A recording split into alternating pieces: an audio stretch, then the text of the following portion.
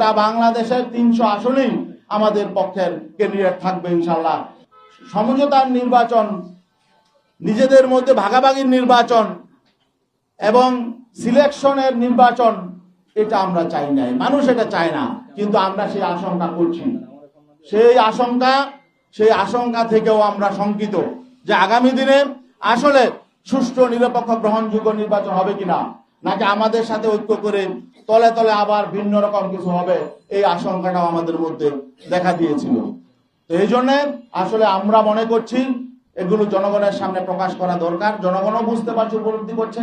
আমাদের কাছে বিভিন্ন দিক থেকে বিভিন্ন সংবাদ আসছে, বিভিন্ন রাষ্ট্রের সাথে বিভিন্ন পরিকল্পনা করা হচ্ছে, কি হচ্ছে এটাও আমরা জানি না। এখন বিশ্বস্ত, এখানে সমঝোতা সমন্বয় হতে হলে, ঐক্য হতে হলে পারস্পরিক শ্রদ্ধা, বিশ্বাস, আস্থা লাগে। আমরা আস্থা, বিশ্বাস, শ্রদ্ধার জায়গা যখন ভেঙে যায় তখন তো আসলে সেখানে ঐক্য টিকে না। এই জন্যে আমি ইসলামী আন্দোলন বাংলাদেশের মহতারাম আমিরের পক্ষ থেকে আদিষ্ট হয়ে আজকে আপনাদের সামনে এই কথাগুলো বললাম। আপনাদের যদি আরো কোনো ব্যাপারে কোনো প্রশ্ন থাকে। ও আরেকটা বিষয়, আমাদের যেহেতু 268 আসনে ক্যান্ডিডেট আছে আর 32টা আসন এখনো ফাঁকা আছে, এই 32 আসনেও আমরা সমর্থন দিব।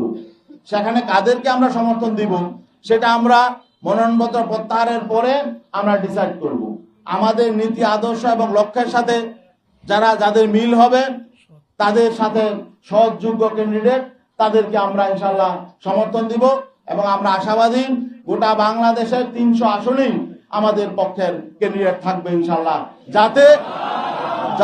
যাতে ওয়ান বক্স, যাতে পিসাব চরমনাই ইসলামের পক্ষে ওয়ান বক্স, সেটা যাতে সঠিক বাস্তবায়ন আগামী নির্বাচনে থাকে, এই জন্য আমরা ইনশাল্লাহ এই ব্যবস্থা আমরা করব। সবাইকে ধন্যবাদ।